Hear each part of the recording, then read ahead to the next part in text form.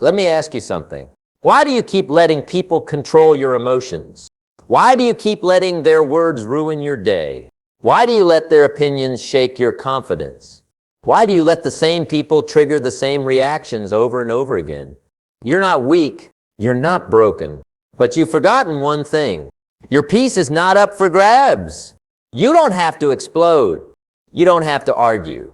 You don't have to prove yourself to people committed to misunderstanding you.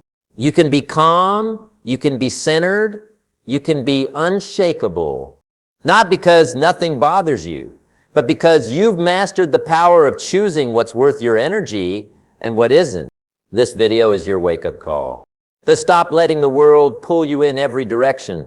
To stop giving people free rent in your mind. And to finally take back control of your emotions. Part 1. Realize anger is controlled by expectation. Let's start with something most people never tell you. You don't get angry because of what someone did. You get angry because you expected them to do something different. That's right. Anger, frustration, disappointment, they're not born from reality. They're born from the gap between what you expected and what you actually got. You expected respect. You expected honesty. You expected them to show up for you the way you showed up for them. And when they didn't, that gap between expectation and reality filled up with rage, confusion, and pain. But here's the key to freedom. Lower the expectation. Raise the awareness. Expectations create emotional leverage. The more you expect from someone, the more power you hand them over your emotions. Think about it. They didn't get mad because they canceled plans. You got mad because you thought they'd never let you down. You didn't get mad because they didn't text back. You got mad because you expected them to prioritize you. You didn't get mad because they told you the truth too late.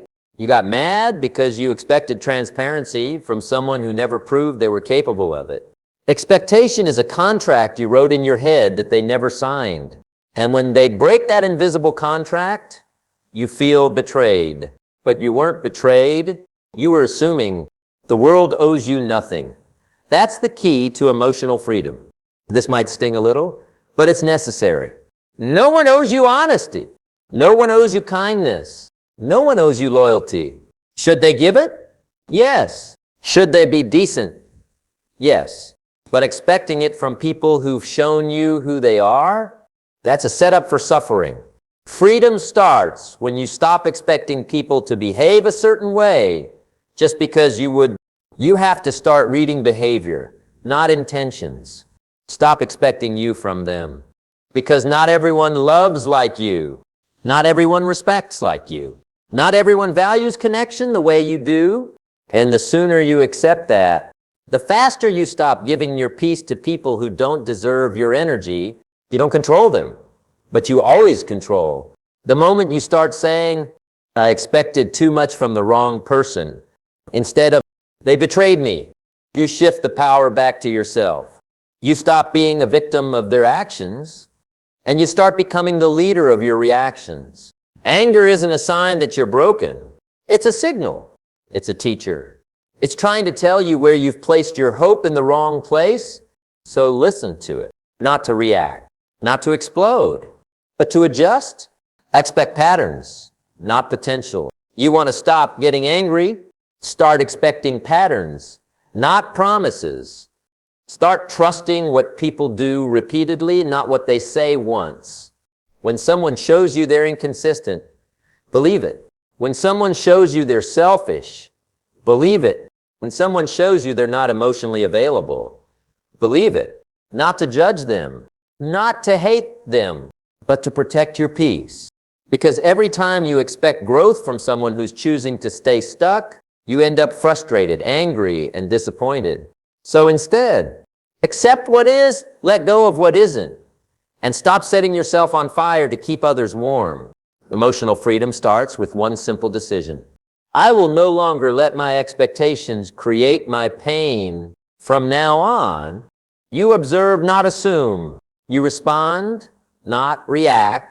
You let people be who they are, and you choose accordingly.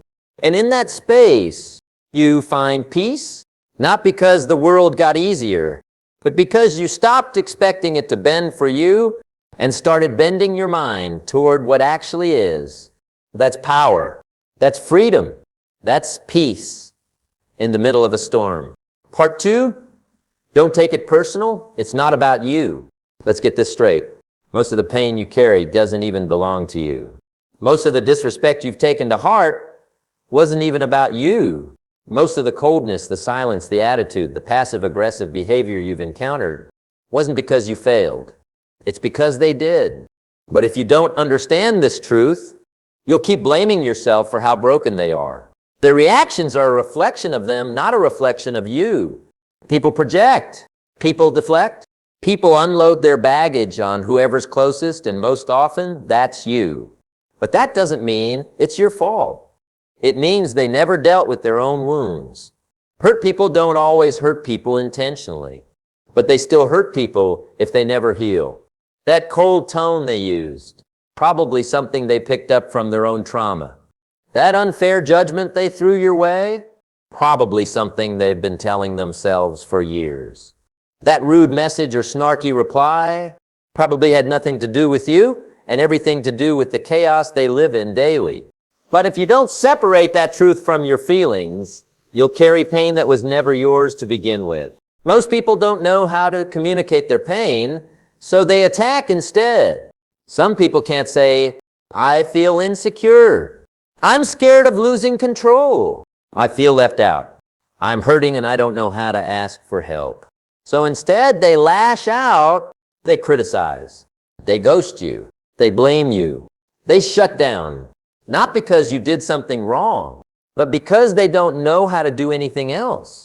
That doesn't excuse it, but it explains it. And when you understand why people act the way they do, you stop personalizing their behavior. You stop making their silence mean you're unlovable. You stop making their distance mean you did something wrong. You stop making their mess your identity. You can't control their pain, but you can control what you absorb. Think of people like radios. They broadcast the frequency they're tuned to.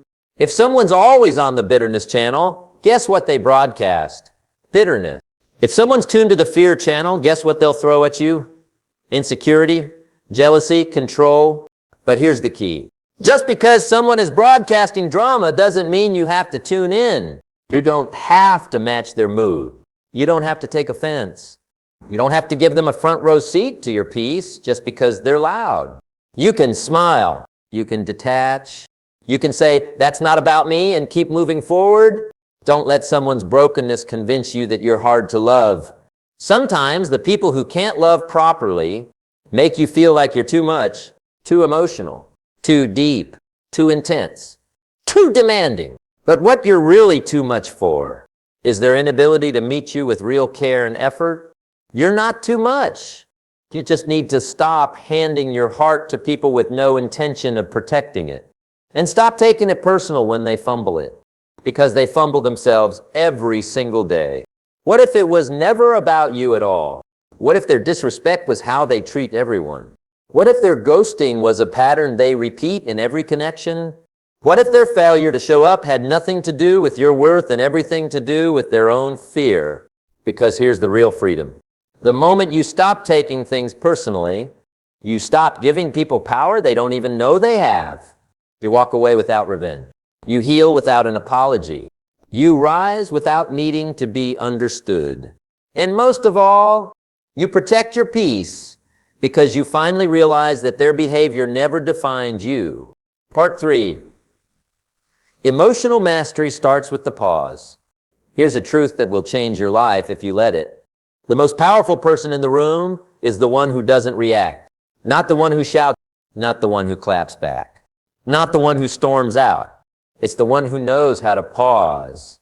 Because in that pause, in that moment of silence, that's where your real strength lives.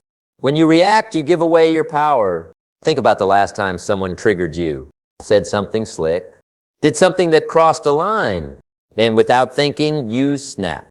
You yelled, you argued, you let their energy pull you into a place you swore you'd outgrown.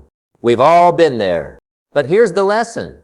Every time you react out of emotion, you hand over control. You give them the power to direct your emotions. You let them control your tone, your mood, your next move. And that's not strength. That's slavery. Emotional slavery to someone else's behavior. But if you pause, you take your power back. The pause is where the real you speaks. In that brief moment between stimulus and response, you get to choose. Not your emotions, not your past triggers, not your ego. For you, you get to ask, is this even worth responding to? Will this matter tomorrow? Am I reacting or am I responding with wisdom? That moment of pause is your armor.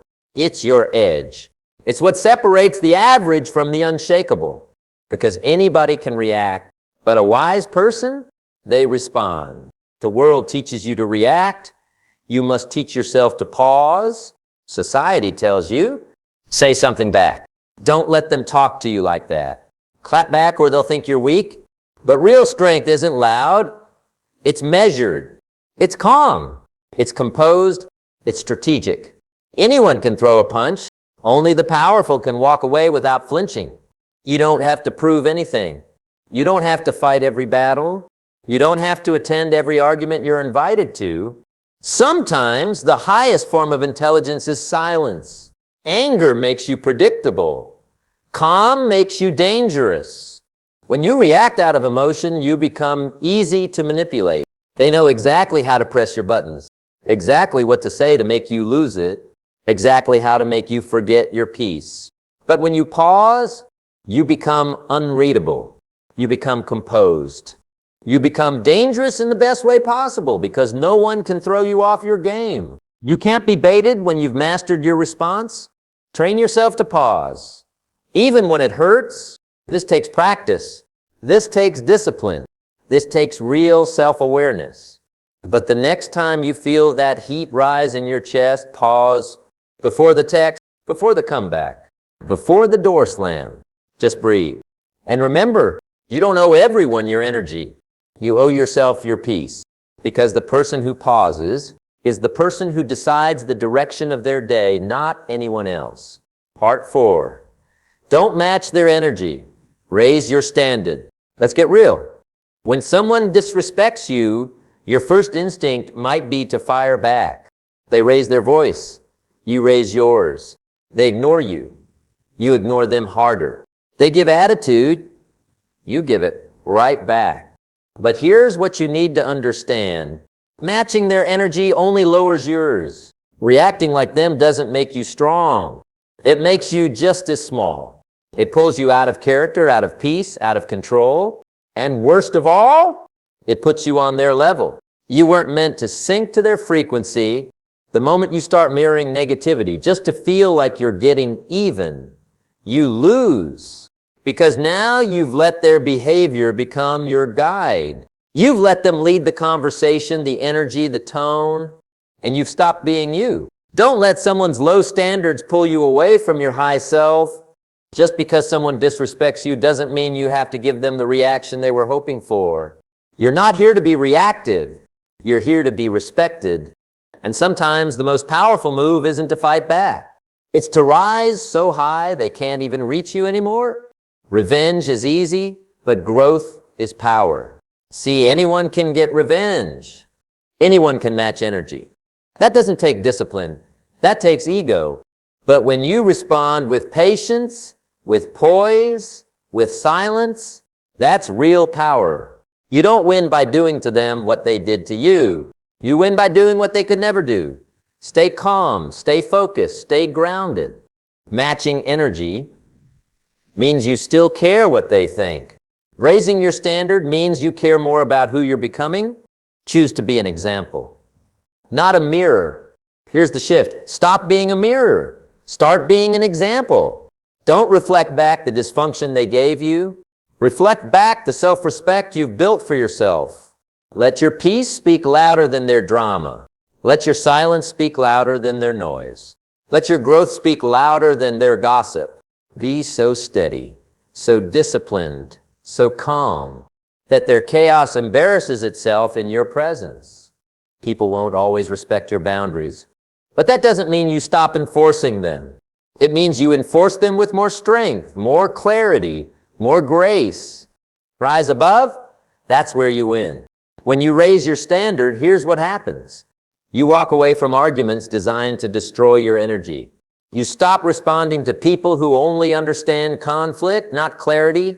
You stop stooping down to prove you're strong, because real strength never stoops. And the beautiful part, people start noticing. They realize they can't bait you. They realize they can't get to you. They realize you operate on a level they don't even understand. And that's where your power multiplies. Because now you lead the energy in the room, not through control, but through calm, through standards, through maturity. Let them be who they are. You be who you decided to become. They can play their games. They can raise their voice. They can spread rumors. They can throw shade. But if you're busy building something bigger, your life, your future, your peace, you won't even have time to respond because you've outgrown it, because you've evolved past it, because you understand that winning doesn't happen in the drama. It happens in the discipline. So don't match their energy. Make them rise to yours or leave them where they are. You're not here to fight every battle. You're here to win the war within yourself. Stay high. Stay focused. Stay untouchable. Part 5. Stop trying to fix people who love being broken. Let's speak some truth today. You've been wasting your strength trying to rescue people who don't want to be saved. You've been exhausting your spirit trying to heal people who are committed to staying broken. And the worst part, you think it's love. You think it's loyalty. You think it's your job. But here's the truth. You can't save someone who chooses their pain every single day. And it's not your responsibility to be their bandage. Not everyone wants to heal. Some people just want attention. Some people will come to you crying for help. But when you offer a real solution, they disappear. They get defensive. They shut down. Because what they wanted wasn't growth. What they wanted was validation for staying stuck. And if you're not careful, you'll spend years pouring into people who refuse to pour into themselves. You'll keep explaining, keep forgiving, keep fixing, until your energy is drained, your mind is tired, and your peace is destroyed. You'll go broke mentally, emotionally, spiritually, trying to invest in people who refuse to change. They don't want to be helped. They want to be enabled. There's a big difference between someone who's hurting and humble and someone who's broken and bitter. One wants to grow. The other wants to blame. One takes accountability. The other plays victim forever. One says, teach me. The other says, fix it for me. And if you keep stepping in like their personal emotional rescue squad, you'll become a crutch. You'll become their excuse to stay the same. They won't change because why should they? You're always there to clean it up. But at some point, you have to ask, why am I working harder on their life than they are? Love doesn't always mean saving. Sometimes it means stepping back. Real love has boundaries. Real love says, I care about you, but I won't destroy myself trying to hold you together. Because the moment you start breaking your own peace to carry someone else's dysfunction, you're not helping, you're enabling. Sometimes the most powerful thing you can do is walk away and let life teach them what your words never could. You can be loving and let go. You can be caring and say, I'm done. You can forgive someone and refuse to carry their chaos any longer. The right people will meet you at your effort, not drain you of it. Healthy relationships are mutual, balanced, reciprocal. You give. They give. You show up, they show up. You grow, they grow. But if you're always the one checking in, always the one fixing the mess, always the one sacrificing, that's not connection. That's emotional labor. That's imbalance. And you're not here to be someone's emotional babysitter. You're not here to be their second chance when they've already wasted 10. You're here to grow. You're here to heal. You're here to protect your peace.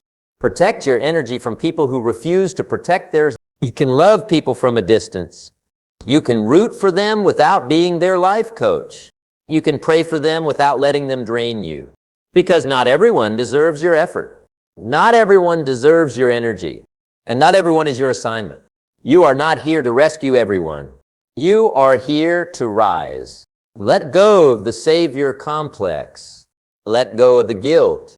Let go of the idea that it's your job to heal someone who has no intention of healing. When you release that weight, you rise, you breathe, you get your life back. Part 6, protect your peace like it's your life, because it is. Let's make one thing clear. Peace is not a luxury. It's not a reward. It's not something you get one day when life is perfect. Peace is survival. Peace is your foundation. Peace is your real power. And if you don't protect it, this world will steal it. Piece by piece. Comment by comment. Distraction by distraction. Because every single day, someone is trying to pull you out of character. So you have to make a decision. Am I going to live for peace? Or keep giving my energy away to every petty situation that wants to destroy it? Peace is earned. And you earn it by what you say no to. Peace doesn't come from meditation apps. It doesn't come from soft music or beach vacations. That helps. But that's not it. Peace comes from boundaries. Peace comes from standards. Peace comes from saying, I don't accept that energy anymore. You earn peace by walking away from drama, by cutting ties with chaos, by not explaining yourself to people committed to misunderstanding you. You protect your peace when you stop chasing closure from people who never gave you clarity. You protect your peace when you stop checking on people who disappear the moment you need them. You protect your peace when you finally say, I'm done giving access to people who drain me. Not everyone deserves access to you. You've been too available, too reachable, too open. To people who never deserved that level of you. And what did they do with it? They disrespected it. They used it. They ignored it. So now it's time to shift. Start treating your time, energy, mind, and emotions like sacred ground, because they are. You don't have to hate people to create distance. You just have to love your peace more than you love pleasing everyone. Set boundaries without guilt. Say no without explaining. Walk away without defending your decision. Because if someone gets offended by your peace, that was never your person to begin with. Protect your peace from external and internal thieves. It's not just people that steal peace. Sometimes it's you. It's your overthinking. It's your obsession with what if. It's your habit of replaying conversations you can't change. It's your addiction to needing to be liked, needed, wanted. You have to get disciplined.